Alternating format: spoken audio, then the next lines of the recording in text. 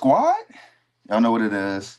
About to set up, get everything live for the Instagram, and we ready to go. As soon as everything get jumping on there, you dig what I'm saying? And we good to go. Let's get it popping.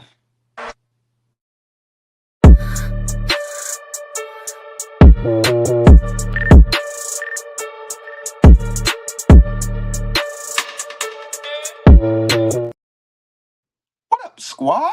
MizzyWorld Entertainment is back to present another episode of MadMizzy Sports in the AM. Good morning, happy Thursday. We back and we started off with the NBA tip-off that happened Tuesday night. And we had the NBA champions with banner night up against the Houston Rockets with an NBA return to NBC. Great games to start off the NBA's return to NBC. I'm gonna speak on that after I touch on the games. Let's start off with the first game, or the game I really want to focus on. We know the Dubs got their win, and the Lakers showed that they need LeBron. They need some help around Luca. They need their full staff out there. But let's talk about OKC and Houston. Houston and Oklahoma City for banner night. Double overtime, 125, 124 win for Oklahoma City. I want to start off with the Houston Rockets, though, because as soon as they made the trade for Kevin Durant this off season, I was just like, that ain't nothing. They still ain't a top team in the Western Conference. They ain't no top contender. This, that, and the third. And I know one game doesn't tell you too much. In the NFL, it doesn't tell you anything really that much. And in the NBA, it tells you even less. But I love the way the Houston Rockets played simply because they didn't try and have KD be the savior. They was just come in. We know what you can do. And the offense was still moving efficiently. You get what I'm saying? With Amon Thompson out there and who else they had running, and Jabari Smith Jr., they was the ones that was really controlling the ball a lot. Those are some big, long dudes that can get to the paint. Amon Thompson showed that he's a lot more aggressive this year, shooting the ball, was a lot better shooting the ball. I was impressed because, like I said, it wasn't like they was like, all right, KD about to come in, he gonna be KD in OKC or KD in Golden State or KD in Brooklyn. Nah, we know you older, we know you still a bucket, we know you 7 foot, and we got these young core players that we still focusing and building around who's our core of the team. You get what I'm saying? He just a mercenary or like a piece that's added in. They not really necessarily relying on him or expecting him to be some super player. You get what I'm saying? Like you getting 39 and 11 from Shingun. You gonna be good with that. I mean, you ain't gonna be getting 39 from Shingun every night, but you could be getting 25 and 10 from Shingun every night. You getting that every night. You ain't gonna be needing too much from KD. Just some efficient shooting, some efficient defense, and some okay rebounding. You get what I'm saying? So I was impressed by what I saw from the Houston Rockets. And when it comes to the defending champs, the Oklahoma City Thunder, they just came out and proved to be the same old Oklahoma City Thunder going 11 deep, SGA, what, 35, 5 and 5. Go out there, has his average like it ain't nothing, and they go out and they get a dub without J Dub. You get what I'm saying? Without Jalen Williams. So again, they're the champs. They got to be dethroned. But it was a very, very entertaining game, very highly competitive game, especially to tip off the NBA season. Welcome back to NBC. And I know the NBA is really putting all their eggs in this NBC helping their ratings basket. I know they going to other platforms and all that as well. But their big push is we coming back to NBC, and I think it will help the ratings as long as it's on. It's still gonna be on regular NBC, like you just have regular TV and all that. Like go out get an antenna, whatever the case may be. I think that'll be dope for the NBA, and but the main thing for the NBA is keep these high leverage, high competitive games going throughout the season. You get what I'm saying? Like the only way the NBA is going to combat those ratings is if they make sure the regular season gets a little bit more entertaining and a little bit more important. That's as simple as it gets. You got a lot of fans out there that they don't even tune into the NBA till after All-Star break. So NBA, the commissioner Adam Silver, he has to figure out how to combat that. You get what I'm saying? But great start, great tip off to the 2025 NBA season. Let's get over to yesterday's game. No, or yesterday's games. We had the Knicks beating the Cavaliers in New York, but you didn't have Darius Garland out there, and it was good, but I felt like it still was warm-ups. You get what I'm saying? It felt like a tune-up games. You get what I'm saying? So I'm waiting to see when they really get later on in the season and they start playing that second, that third, that fourth game. You get what I'm saying? So I'll be looking forward to the second and third matchup between the Knicks and the Cavaliers. But we got to speak about Wemby, man. Victor Wembanyama, man, this is what we were expecting. This is what we've been waiting for, and it finally exploded on the scene to start off the 2025 NBA season. 40 points, 15 rebounds, no turnovers, and 30 minutes in a 125-92 beatdown of the Dallas Mavericks. All I got to say is MVP. If this man can stay healthy, if you seen the way he was playing yesterday, the aggression that he was playing with, how long he is, the the shiftiness that he got at his size, it's gonna be scary for the NBA because Wemby is here. And he's here knowing that nobody can touch him, man. When you do what he did to AD, boot Bobby him outside, then take him into the mid-range, fade away, hit the midi, tweet, tweet, and one. Oh yeah, the rest of the NBA, y'all may as well wrap it up, bro. Y'all may as well wrap it up. You feel what I'm saying? So to me, I'm highly impressed by Victor Wembanyama, and I think the NBA just better be highly prepared or getting that MVP trophy ready for Victor Wembanyama. What's that? The Bill Russell MVP. Yeah, get that ready for Victor Wembanyama this year. You know what I'm saying? Let's get over to some news that broke down this morning, though, man. Just shocking news, especially when it came to the second name that came down. I really wasn't too shocked about Terry Rozier being arrested for gambling allegations in the NBA. He had, I think they were saying it was last year, since they were saying that his name was inside of an investigation. They were saying they were investigating Terry Rozier and gambling allegations and misgambling and all that. You know they not supposed to be gambling. Them niggas making millions of dollars. They damn sure ain't supposed to be gambling on NBA games and all that. So when it came down that Terry Rozier was arrested, it was like, all right, that seemed like that was coming down the pipeline eventually. But to hear Coach Chauncey Billups getting arrested related to gambling, man, it's shocking. It's sad. It's a hit, man. It's a hit to the NBA world, man, because Chauncey has such a strong name, not just like basketball wise, but personality wise, character wise. You get what I'm saying? He has such a strong character name for him to get arrested and allegations or connections with illegal gambling is just unexpected. That shit from way left field. You feel what I'm saying? Like you think big shot Chauncey?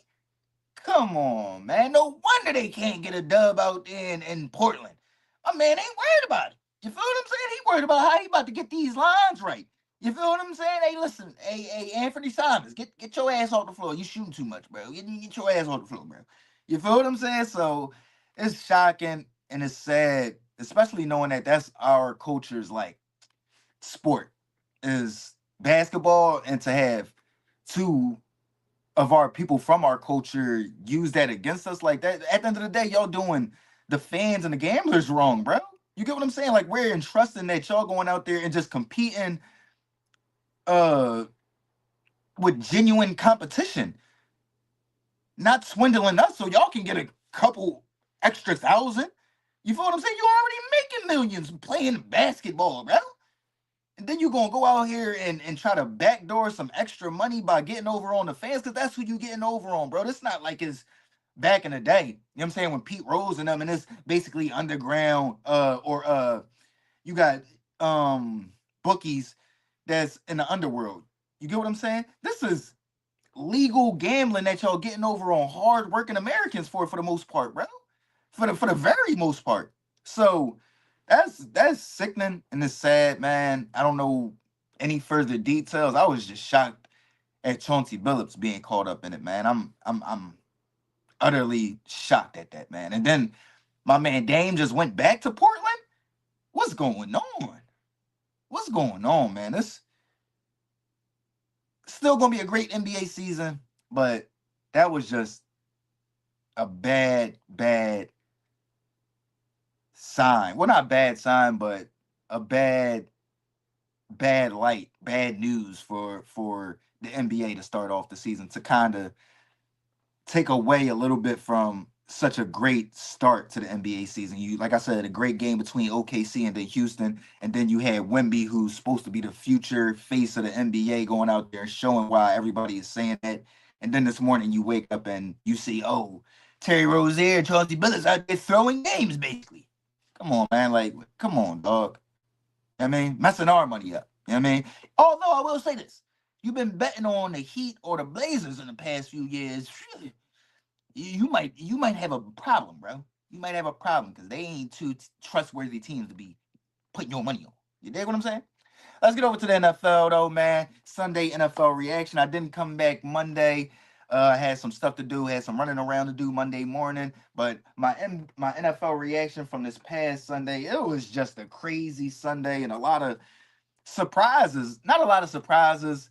You had a few surprises and then not surprises, but just some same old stuff. So for me, Eagles, class of the NFC, same old stuff. You feel what I'm saying? I'm looking at the Philadelphia Eagles, the way they went out there, how explosive they were. Perfect game from Jalen Hurts to put even more uh food on a plate for the doubters to think about. You get what I'm saying? Like every time they throw something out there for him to do, he does it and he does it well. So I'm just highly impressed by the Philadelphia Eagles, and I do believe that eventually they will get that run game going. Eventually, the NFL, or I believe the NFL, will take some of those stacked boxes away from the Philadelphia Eagles, or Jalen Hurts might ride this wave into a MVP himself. You get what I'm saying? Outside of some of these other great quarterbacks that's doing their thing, and these great players that started off a little bit faster than Jalen Hurts that's doing their thing. You get what I'm saying? So I'm just highly impressed by the Philadelphia Eagles. Great game in Minnesota. They didn't back away.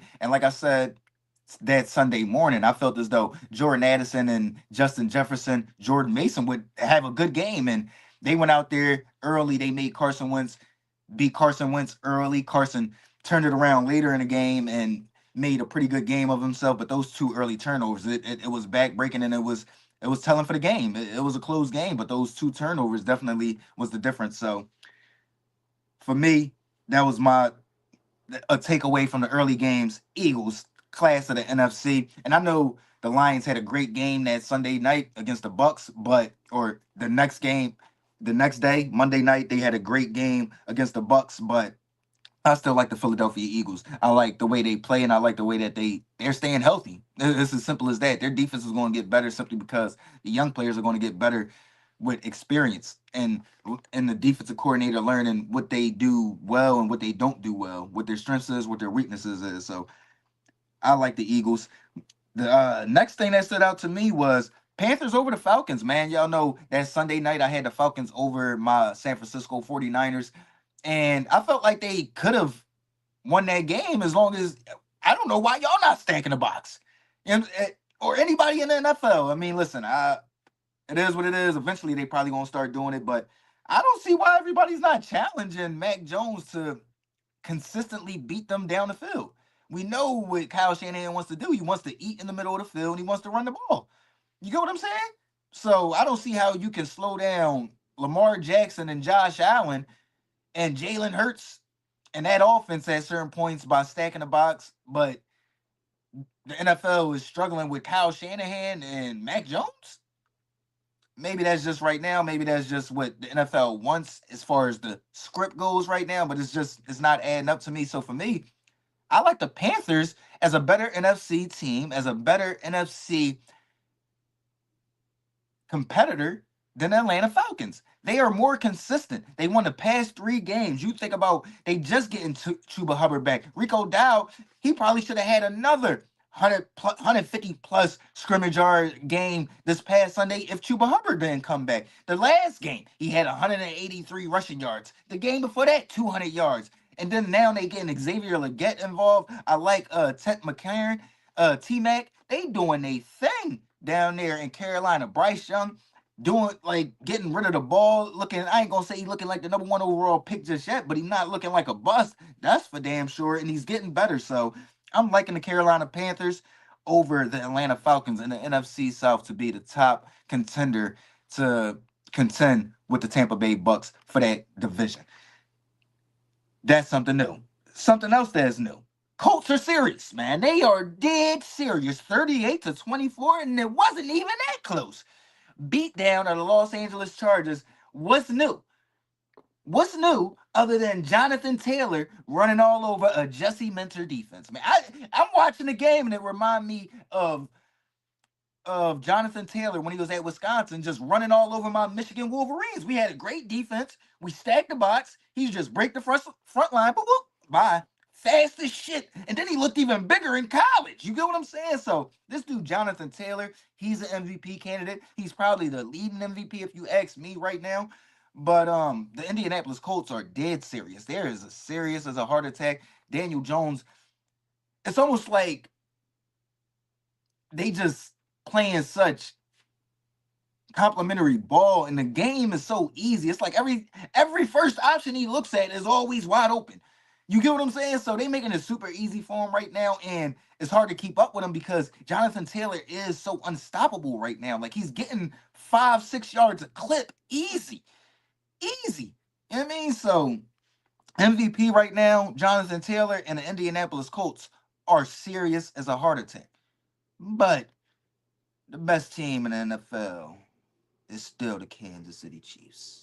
That's my take. That's my biggest takeaway, man. Because I told y'all my guarantee was, oh damn, I'm gonna take the Kansas City Chiefs over their division rival, the Las Vegas Raiders, with a 13.5 point spread.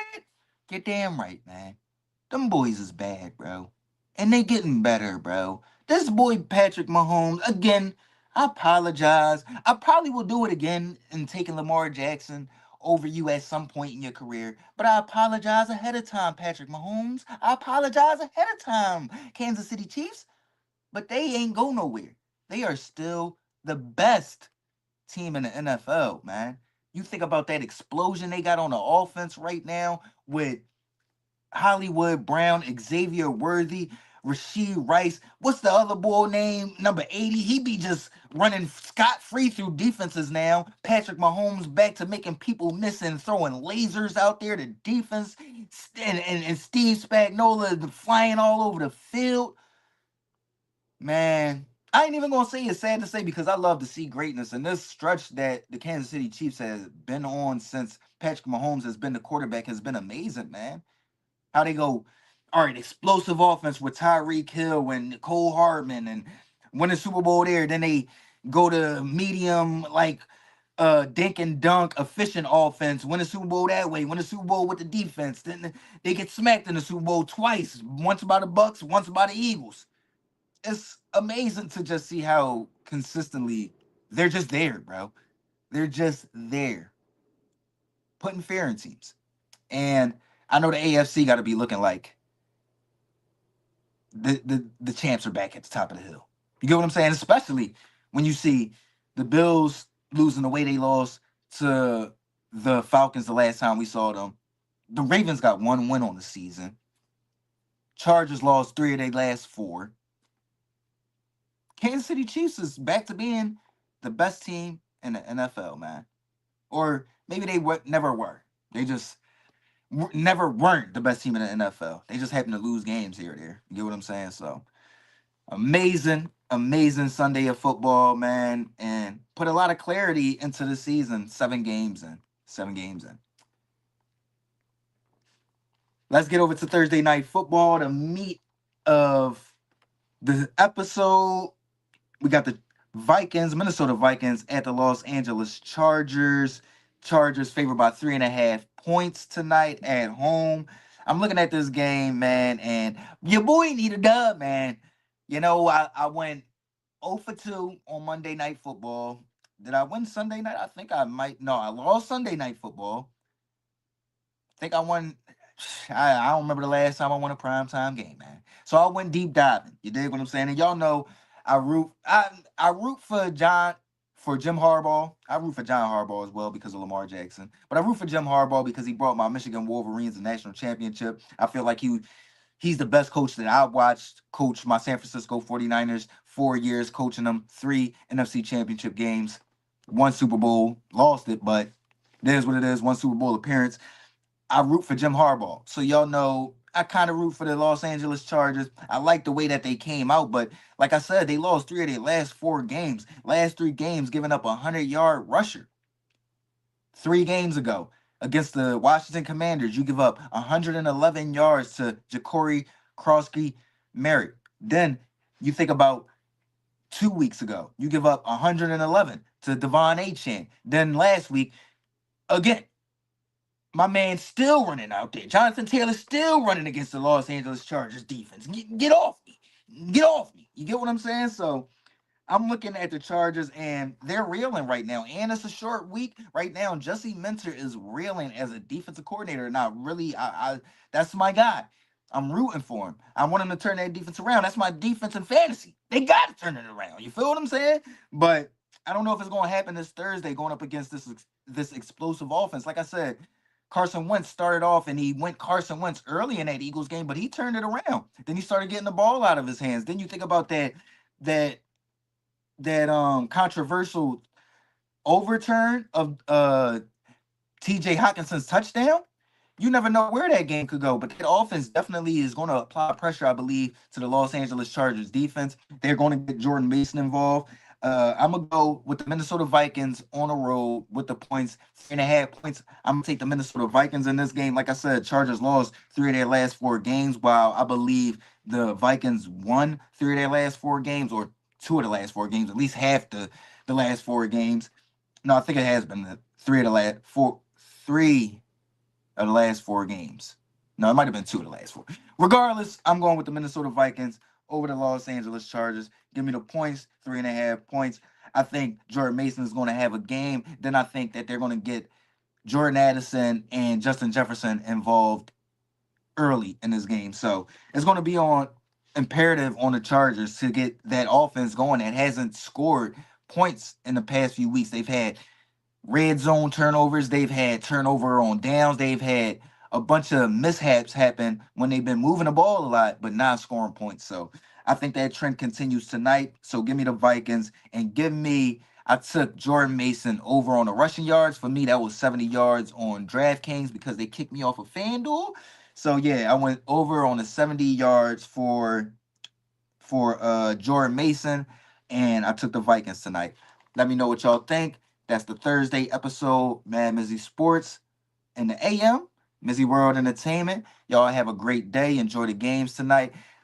Starting soon, I'm gonna definitely throw in my predictions for the. I guess they got the Thursday primetime NBA game, so I'm gonna start throwing them Jones in there. I think they got the Warriors and Nuggets on for the nightcap tonight, so that's gonna be a good Joan. But I'm gonna leave that alone for right now. Y'all enjoy y'all Thursday. I'll be back. Possibly I'll be back tomorrow. If not, I'll definitely be back Sunday for Sunday mornings with Mizzy. Have a great day. Like, comment, share, subscribe, listen, alert, and I'll see y'all soon. Squad.